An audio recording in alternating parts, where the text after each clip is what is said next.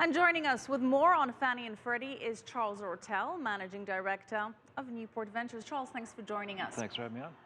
Fannie yesterday reported results. It had a strong quarter. In fact, its sixth quarterly profit in a row, and said that it's going to pay back $10.2 billion in dividends to the government. So why talk about winding down Fannie and Freddie now?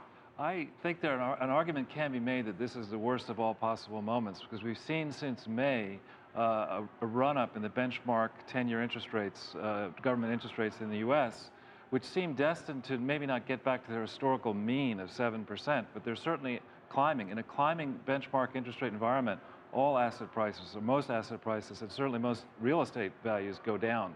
So this is a treacherous moment to think about pulling a support away from a big piece of the economy. A very interesting decision timing-wise, and let's focus on the role of Fannie and Freddie. They guarantee the loans made by banks, allowing banks to have more capital and to give out more mortgages. So explain a little bit more about what they do and what impact it would have on the housing market in general if they were to be dissolved. I think the way to look at it is it's basically a crutch. In the old days, what would happen is the local bankers spread out in communities around the country would make tough credit decisions. They get to know a borrower, they learn a lot about it, and they figure out what's the real estate really worth. With Fannie and Freddie, what banks, large banks, are able to do is not quite do as much work on it, package these loans together, and then offload them to Fannie and Freddie in big groups, which are then securitized and sold, principally actually to international investors. So it was a crutch. It worked great when benchmark interest rates fell from 1981 to recently. But now, as they're about to go back up, taking this crutch away arguably is a dangerous thing to do. Fannie and Freddie support 80% of all new home loans in the U.S. The housing recovery has been one of the bright spots of the economy. Granted, the system had its flaws, as we saw with the subprime crisis, where bad loans were all of a sudden guaranteed by the government. What do you think is the correct balance then? Well, I think that the real focus in this country has to be on the realization that most of our workers are actually overpaid. So when you look behind the data, the jobs data that's good, that came out last year. Our workers are overpaid? On world scale, and also against technology, against robots, et cetera. So our workers are very vulnerable, as I think you see when you look closely at the data.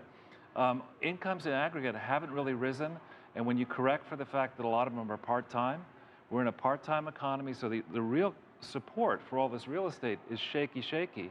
And the banking system has basically profited in recent years by the Federal Reserve keeping interest rates low. How much longer can they do that?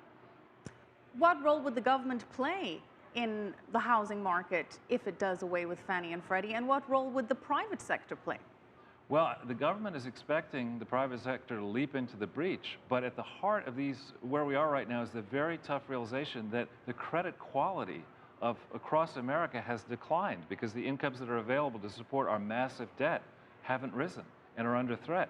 And so you can't nice your way through the problem. The banks are supposed to make tough decisions and decide, you're a shaky borrower, you really shouldn't be borrowing. And the government has interfered so much in our market that it's provided crutches to people who really shouldn't have them. We need some creative destruction to get through this mess and then rise again, in my view. I want to very quickly change topics. As we saw in a package earlier, hedge funds for the first time are allowed to advertise on television, on the internet, but still only people that can participate are accredited investors, meaning you have $1 million or more net worth, excluding your home, or make $200,000 a year. Is this a game changer? I think not. I think basically the problem we have now is that returns, even on some of the good hedge funds, the superstar hedge funds, are not doing all that well when you correct for the risks they're taking. So to get more people to play in this frothy market now, when it looks like, kind of treacherous, is that the wisest thing in the world? I thought the function of the SEC was to try to protect widows and orphans rather than let them play around in stuff that can be a little bit dicey if you don't do your homework. Okay, well, thank you for that insight. We'll have to leave it there. Charles Ortel, Managing Director of Newport Ventures.